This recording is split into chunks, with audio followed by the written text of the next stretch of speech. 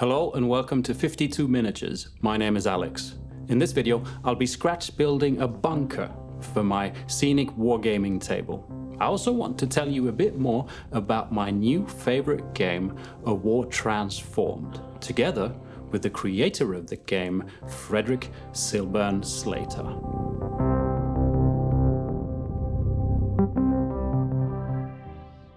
I was finishing off the halfway stage on one half of my 6x4 foot gaming board by covering it with a layer of decoupage glue and black craft paint. Not décolletage, but you might know decoupage glue as Mod Podge.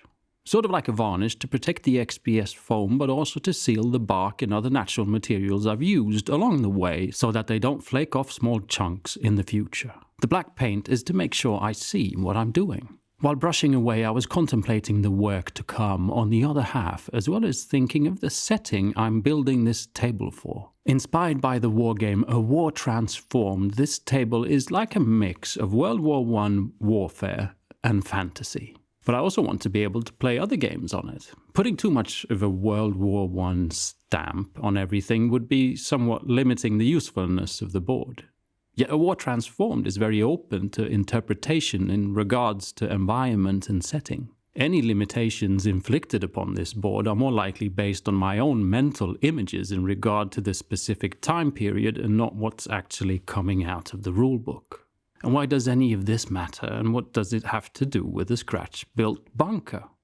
Well, I had a problem to solve. During the early stages of eagerly carving out the base layout of the board, I made a mistake.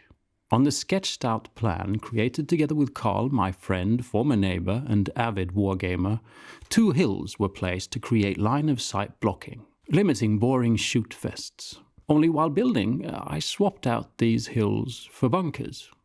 Bunkers dug down into the ground. Digging something down tends to rather affect its elevation. Probably why hobbits live in holes in the ground. Anyway, I was now contemplating how to solve this in a suitable World War I manner. Should I just cover up the bunker I placed and replace it with a hill? I mean, making the bunker higher would just be weird, and not at all like trench-like warfare. Eventually, that particular mental wall did fall. Of course I can do weird 2-story bunkers. The game is weird. 2-story bunkers are fun. A bunker condo, margaritas and Molotov cocktails on the balcony and all that. So I extended my already existing rise with bits of XPS shapes to make it look like the original bunker was now something dug into a hill.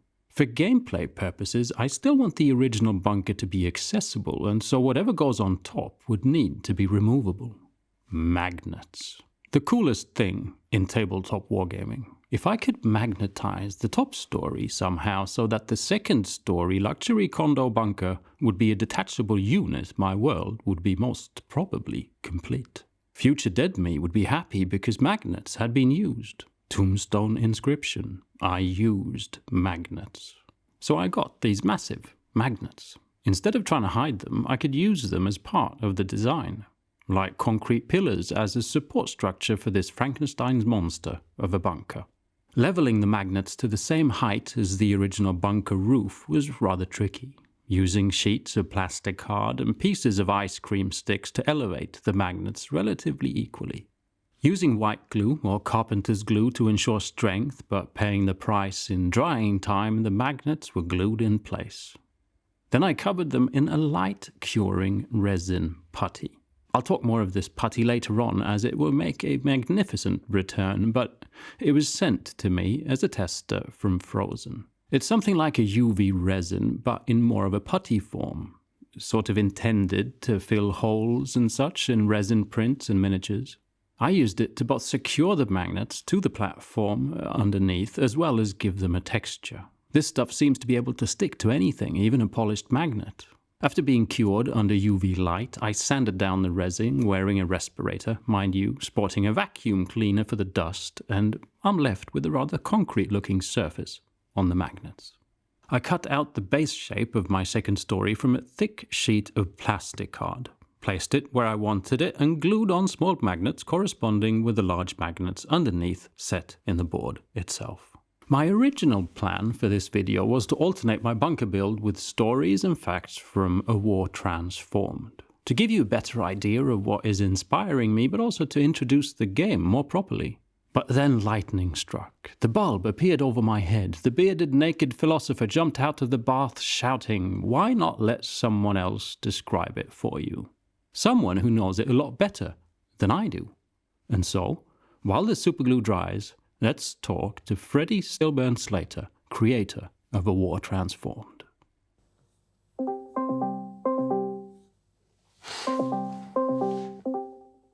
Hello, Freddy. How are you doing?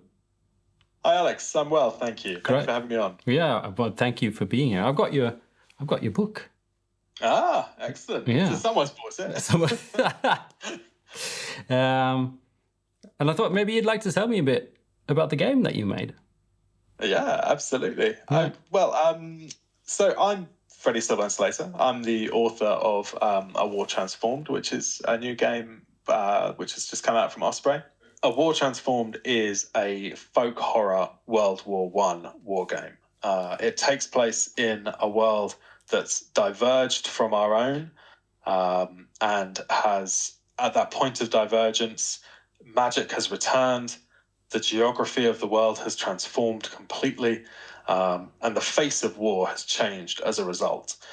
It's a world where men with bayonets are doing battle against creatures from folklore and the darkest recesses of human memory. It's a world where machine gunners will do battle with magic-wielding witches. It's a world where tanks kind of thunder across the bones of mammoths, splintering vegetation as they go. It's an over-the-top world that's grounded in the factual reality of the First World War. Yeah. This huge asteroid collides with the moon, knocks it out of its orbit, blows a huge chunk off it, totally affects the effect that the moon has on the tides and on the Earth beneath. And this happens in the midst of the war. And obviously, there's a bit of a hiatus, right? Everyone takes stock. Everyone thinks, maybe we've got bigger things to worry about. But fighting resumes.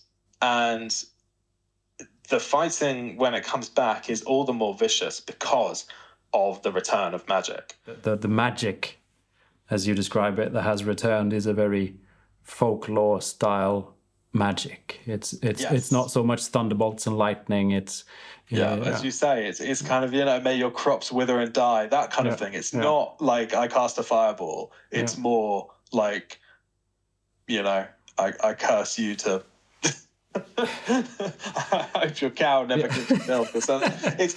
It's folklore magic. And it's all inflected through the kind of the lens of the tarot. Which, everyone's going to be familiar with, but I think it kind of looks at it in more depth than perhaps people are sort of aware of, and connects it to a tradition of neo-pagan magic that starts at the same time that the war. And I mean, it was an age of seances and speaking to the dead and all of that. Exactly. And alongside the magic, you've pretty much got bog standard soldiers and tanks and machine guns and gas masks. Absolutely. So it's grounded in that sense. People who know about First World War combat will recognize the equipment, they'll recognize the vehicles, they'll recognize the troop types. So it's more a case of like First World War plus, rather than taking a completely fantasy setting and then kind of spreading a little bit of First World War flavor on the top of it. It's not The Hobbit and khaki. It's the First World War that but with this fundamental point of difference that has introduced some interesting new stuff that allows you to do different things tactically, different things creatively. There's literary references and influences. There's influences from film and from music and from the folk horror genre in general. And then there's a real vein of history that runs through it. Yeah. Both military history and cultural history. Yeah. And in addition to the fact that sort of this big catastrophe happens and magic happens, you also get a change in geography, which leads to the Doggerland, which is called the Doggerland Front. Doggerland, for those who don't know, is the area of land that used to connect Britain and mainland Europe, and that was buried under the sea millennia ago. Yeah. And it was an inhabited space, inhabited not only by people, but also by kind of creatures from the ancient past, creatures like mammoths. Yep. And this idea that what's under the surface of the water is kind of this mud and this sludge that's filled with like bones and bits and is kind of churned up by the waters and stuff. Yeah. And if you were to strip that water away, what would that landscape look like? Yeah. And I think it would look quite a lot like our preconceived notion of kind of no man's land in the First World War. Yeah. You know, kind of pockmarked with craters, littered with the remains of men and animals and machines. Yeah. And there's this idea that the First World War doesn't lend itself to wargaming because it's very static. And part of that staticness is about trench lines and this idea of the race to the sea in the early part of the war, and people trying to outflank each other, and eventually they reached the English Channel. They didn't have anywhere else to go, but if they had somewhere more to go, you know, how does that change things? And so the idea of the Doggerland Front, for one, I thought it sounded really cool. Things kind of developed from there, but also in addition to sounding cool, it kind of made sense from a historical what if standpoint. You know, what if this area had then drained away and there was more land to fight over? How would that have impacted things? And you have from a sort of in-game perspective, the fact that magic and I guess you could say gods or spirits and all of that have re-entered the world. They also change the nature of what things look like. So you could have forests growing up because they're sort of, they're spirits of it's a very natural magic. And, for sure. So you can, it creates a lot of, I guess, different setups for your tabletop. Rather than just having like a trench style brown goo. Definitely. I mean, you're very right in that it allows you to step away a bit from the brown goo and to think about kind of more creative approaches to producing First World War scenery. I mean, there's some the guy who did the artwork, Demetrius Martinos. He did such an amazing job of bringing this world to life, and there's some great illustrations in there of, you know, these kind of overgrown, ruined villages, or kind of, you know, shell holes filled with gassing victims where there's flowers and things growing out of them. I mean, he really took the ideas that were central to the setting and he ran with them. And he just did the most incredible job with it. Oh, it's fantastic. I'd get the book just for the art. Even if I wasn't into it. A lot of people feel the same way. I mean, it essentially builds the same kind of playing field that, you know, in a sci-fi game you solve it by having different planets, or yes, absolutely.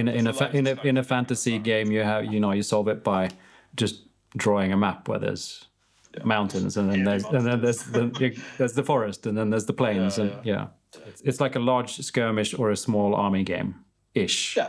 Absolutely. Big skirmish, small army. I think if you're used to kind of playing the standard game of 40k or the standard game of bolt action, the scale of it's not going to surprise you. An average army is going to be between 30 and 50 figures a side. Smaller armies in terms of like number of figures will include some tanks. Larger armies are going to be more infantry heavy. Some factions are going to recommend themselves more towards one or other approach. You know, the French can I love that. I love that there's Russian conscripts, by the way. I mean, they had to be there. You can't have a game with a Russian army without having conscripts. No matter how ahistorical it might be, you've got to put them in. It's almost a requirement at this point. Yeah. I would definitely say that A War Transformed is probably weighted more to the denser, richer side of things in terms of kind of rules density. There's a lot of mechanical stuff to get your teeth into if you want to. Yeah. I think a lot of games, and it's something that I've always found, a lot of games look quite intimidating on the surface, but actually when you get into them, there's a fundamental underlying logic that informs most decisions. But I don't think you can have a really narrative-rich game without quite a deep rule set. Yeah. Because those deep rule interactions create the randomness and create the points of difference that will make game A different from game B. Yeah. That's how I like to play games. I like to sort of spend the evening do it. I like to treat like the wargaming experience almost like role-playing gamers treat role-playing games. Yeah. You'd never have someone who's really into Dungeons and Dragons be like, oh, I want to get a session done in half an hour. Yeah. It just doesn't happen, right? Yeah. They want the depth. They want the complexity. Yeah. And that's the way that I think about games, war games as well. Yeah. It's not a game for the faint-hearted. A lot of your men will die. Yeah.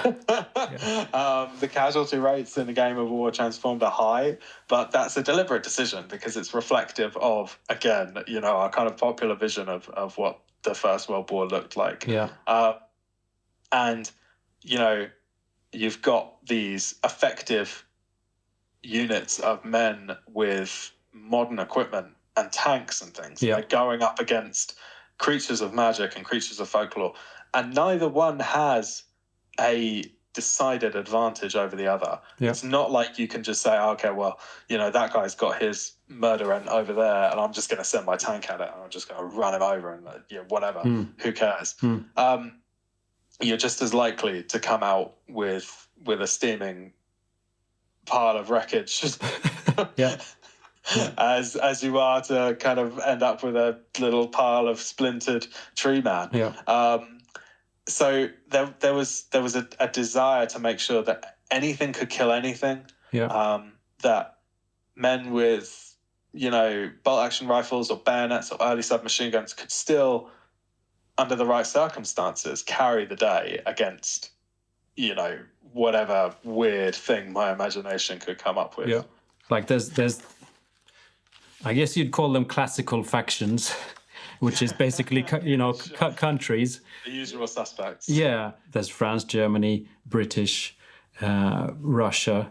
Yeah. But then you've got some factions that are completely weird. Well, the Free Corps is at least completely weird. Yeah, absolutely. I think the Freikorps are an interesting one. So I wanted them to be these kind of murder barbarians in sort of First World War Germanic helmets, but I wanted them to play in a different way to everyone else, and they're probably the most different faction. And for fans of Warhammer, they're probably going to be a favorite, I would say. If you're coming from Warhammer 40k or you're coming from a kind of a grim, dark setting, they're going to be the one that you're going to gravitate towards most likely. Yeah. So there were these real organizations in the aftermath of the First World War. Yeah. You had a lot of German servicemen who returned from the front, who were traumatized, broken, something had snapped in them, but they were also very proficient at fighting. Yeah. And they'd been trained, for a long time to do that, and they'd been very effective at it. Yeah. And some of those men threw their lot in on the left of the political debate, the far left, and some of them threw their lot in on the far right of the political debate. Yeah. And the Freikorps are representative of the guys who threw their lot in on the far right. So they kind of represent that blood and soil ethos that predominated in Germany and in the aftermath of the First World War, and that eventually morphed into the kind of the horror of Nazism. Yeah. But this all kind of takes place a bit before that. And your version turns into more magic than Nazis. It's a kind of a fully embracing the pagan past of Germany. So you can picture the Freikorps as part berserker, like kind of cosplay Vikings, part ancient Germanic psycho-cultists, part far-right ideological nutters. They've gone off the deep end, right? And they've fully embraced this world that they now live in. And then they get even weirder. They get turned into sort of tree men almost kind of things. Absolutely. You've got all kind of like even more magical transformations in them. Yeah, definitely. It really is a mix where you have very classical. You could just go out and buy standard First World War soldiers, and if you wanted to, you could build up your entire squad out of that. You certainly can. And then there's like, I'm not going to say the opposite, and then there's like the free corps, and then there's sort of everything in between. There's lots of kind of leeway for you to play around with uniforms and stuff. My desire was that if someone had an existing First World War collection, they could play the game. Without any additions. Really. But then you could kind of think, oh well, maybe this unit sounds kind of cool, or maybe I'll add just swap in one. You put a witch in, or you put you do, and then whatever. There's one thing in my head that made me so happy. You mentioned it, sort of. When we were talking before, that this entire thing was all pretty much born out of the fact that you like to kit bash. I mean that is me.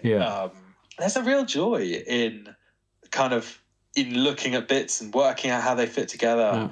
And I mean, if I can make a single miniature that's got kits from like 4 or 5 bits from 4 or 5 different kits, I'm a happy man. It's a win. It's a win. There's something about producing an army where every miniature is different, but every miniature tells its own story, but also is part of a cohesive story that I think is like the process of world building when you're putting a game together. You've got to tie all of these disparate elements together with an overarching narrative.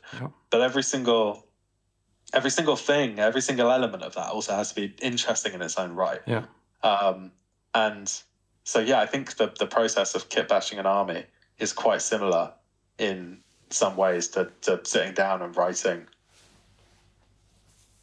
a war game or any kind of creative endeavor of that kind. Well, I think you really created something that brings that across. But I appreciate the openness of the world that you've sort of created. It's very inviting and horrible, but disturbing, but disturbing but inviting. I wanted to create something that was grounded and that people would recognize. And a lot of kind of weird war settings they'll introduce some kind of technology or some kind of MacGuffin that will allow people to do, like some rare element that will give a limitless source of power or something like that, and then all of a sudden you've got flying tanks and all of this stuff. But for me, the idea that at the core of this setting is the idea of sacrifice and of renewal, right? Of sacrifice and renewal. That only the expenditure of blood is going to renew the world, and actually that is so much a part of, particularly in Britain, the way that we view the First World War. We talk about it in terms of sacrifice, and it has these kind of religious connotations and all of this kind of rich symbolism behind it, and this idea that, you know, the kind of the war had to happen in order for the world to be renewed and for us to all be, you know, able to live in freedom and peace and things. And as much as that dream was shown to be completely false, you know, sort of a couple of decades later, it still has traction today. You know, the idea that all those men who gave their lives did so for a reason, and that their sacrifice was almost ordained in a way. It's a big part of our kind of tradition and culture of remembrance. And I sort of didn't realize it until after the fact, but when I was writing it, I kind of thought about, like, you know, actually the way that we talk about the First World War is all about sacrifice, and it's all about renewal. I mean, I don't know how many of your listeners are going to be, or how many of your viewers, I should say, are going to be familiar with like the Blackadder series. The UK ones, which are about the UK ones. It's about 30-40% maybe. Got quite a lot of people from the UK. Okay, fair enough. So and me. So 4 out of 10. 4 out of 10 of your viewers and you yourself will appreciate the reference at the end of Blackadder Goes Forth. You know, the final scene in Blackadder Goes Forth. They go over the top, and presumably one assumes they all get gunned down, and it all fades to poppies, right? And they are the universal symbol of remembrance for the First World War. And what is a poppy if not kind of a flower that grows out of the blood of slain men who died in the trenches? And that is so folk horror. You know, there's something like, you know, the blood, the men's blood seeps into the soil, and from that soil these red flowers grow. That's so fundamentally folk horror, but also so fundamentally folkloric. It sounds like one of those traditional fairy tale explanations for why the things are the way that they are. You know, why are the poppies red, grandmother? And she'll say, oh, because, you know, a hero went out and was slain, and then from his blood grew the poppies. Like, it's so familiar in a way to all of us, I think. All right. Great.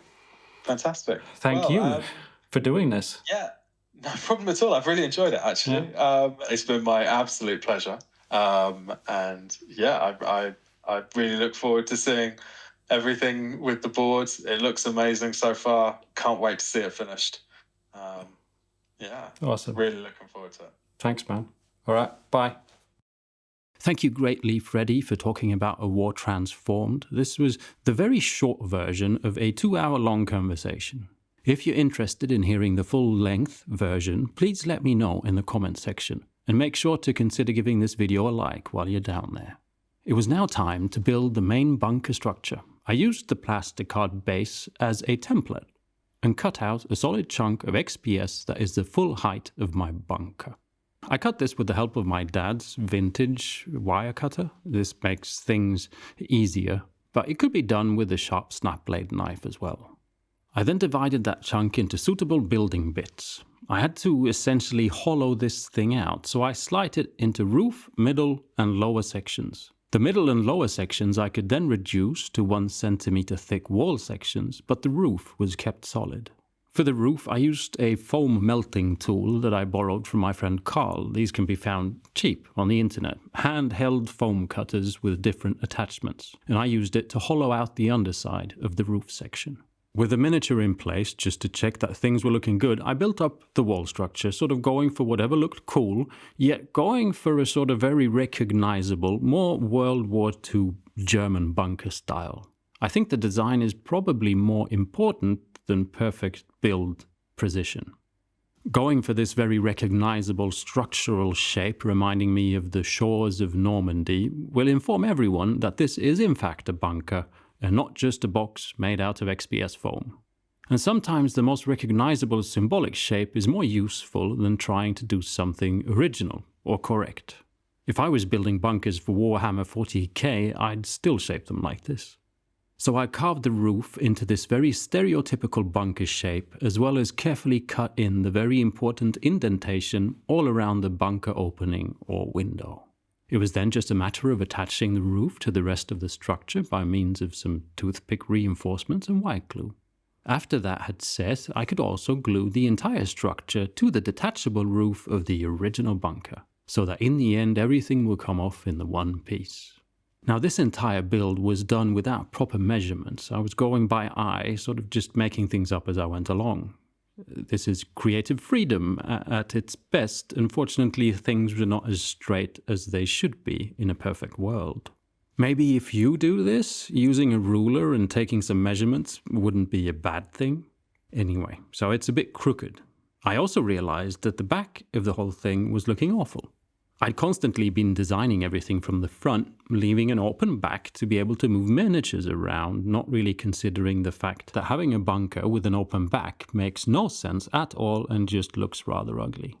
And so I came to the conclusion that this bunker has indeed been hit by a massive bombardment. The back fully blown out at the same time, making the entire structure lean in on itself. When crafting goes slightly wrong, just proceed. Tell everyone it was intentional and hide any mistakes behind rubble and explosions. A smokescreen, if you will. I cut out bits of the roof and the back to make it look properly blown up, as well as a good size hole on the front. That's what happens when you build two-story bunkers. The artillery will have a field day. Large two-story bunkers have indeed been built. If you want to see an awesome sight, search for bunker SK16. Built as part of the Mannerheim line. To complete the look of a broken thing, I added some eye-shaped beams, sort of broken in half by the blast, to the back of the bunker. I don't know where these eye-shaped strips come from. They're made out of wood, and I presume it's from a scale modeling store or something. I also added some thin steel wire bits here and there to represent concrete armature. The major structure was now complete. I was a bit concerned about a few things. The soft nature of the XPS. This bunker is in a vulnerable position and could easily be scratched, and so forth. There's also small gaps between the different parts of the XPS, and finally there's no real concrete texture going. And this is when the aforementioned UV resin paste comes into play. I covered the entire bunker with the resin paste from Frozen, smoothing it out as much as possible. Because it's a paste and not a fluid like regular UV resin, it worked out very well, sticking where it should, as well as filling all the gaps. It's kind of like working with a very soft clay. I worked in sections, curing with UV light as I go. I actually tried this paste for the first time on my other bunker on the board. It was filament printed with rather visible layer lines. I used the paste as spackle and was pleased how well it filled up the surface of the print. After UV curing, I could sand everything down, leaving me with a very pleasurable concrete feel. And this is what inspired me to use it on the XPS foam bunker. I was first concerned with how well the paste would stick to XPS, but I think the heat generated while curing sort of welds the resin into the foam a bit.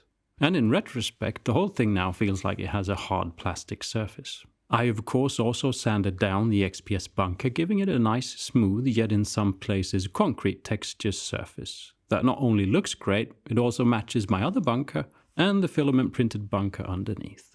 By the way, the other bunker also has a magnetized roof. Just saying, because it's cool. The final piece of the puzzle was to build some kind of visual access point. At first I thought a staircase of foam was the solution, an actual in-game solution that miniatures could stand on. But staircases are such a pain in miniature games. Bases are large compared to miniature feet, and so stairways always have to be huge to actually function. So I took the visual-based choices rather than the gamifying choices. I had these little ladders I'd printed earlier that came with the STL files for my trench system. That was a rather cooking show thing to say. Anyway, I built a little platform leading out of the bunker and 2 ladders scaling the cliff. This was enough to satisfy my need of explaining how the secondary story is accessed. I filled the floor of the bunker as well as the outside platform with strips of ice cream sticks that I had scratched with a wire brush. These represent planks and are used throughout my table build, and so it ties everything together rather nicely. If you haven't watched my previous videos on building this scenic wargaming table, I've now linked the first video up above. There's also a playlist with all the videos on the board. Adding these planks also gave me the opportunity to hide my magnets with some stray bits of planking. When scratch building, I find that just adding a few high-level detail bits levels up everything, not only two-story bunkers. This could be 3D printed bits or bits from other plastic kits, like adding pro-sculpted windows and doors to a scratch-built house completely smoke screens the fact that most of the house is just cardboard and hot glue. In this case, I just made a tiny vent out of UV resin using a mold from Green Stuff World. I find these molds handy when one wants a bit fast. In a matter of minutes, I have a little round vent that I can unfortunately glue on a bit crooked, but it'll do the trick. Finally, I mixed some black craft paint with decoupage glue and covered the entire build. I kind of just did this to give you a final image that will look a bit better than the yellow foam. The build itself is covered with resin, so I could rattle can this without worrying about the foam melting, regardless of decoupage glue. But the rest of the board will eventually get the same black coat, and for some reason I want to be consistent. And there we are. A scratch-built, two-story blown-out bunker with a hard plastic covering, cool magnets, and a crooked vent. Again, a big thank you to Freddy for coming to hang out. Please check out his game. It's my new favorite game and well worth looking into. I've added the link to the book in the description. Thank you dearly to my patrons who make these videos possible. Please consider joining the 52 Miniatures Patreon. I'll be honest and say that currently, because of what the world looks like at the moment, a lot of people have had to diminish Patreon support because of losing their jobs and whatnot. So I want to say that I'm utterly grateful for your past support and hope that your economic problems vanish immediately. Money problems are utterly stressful. As they also have a tendency to rub off, I'd like to say to all of you others watching this video, supporting a creator through Patreon, not just me, whomever you deem worthy, is a great way of supporting the continued release of that creator's videos, and probably keeps them just a little bit more sane. But no pressure. If you can't, or it's not your thing, please don't forget the power of liking videos and leaving comments. Sorry for this little outbreak of real-world things. Now please, go build a bunker. Thanks for watching. Bye.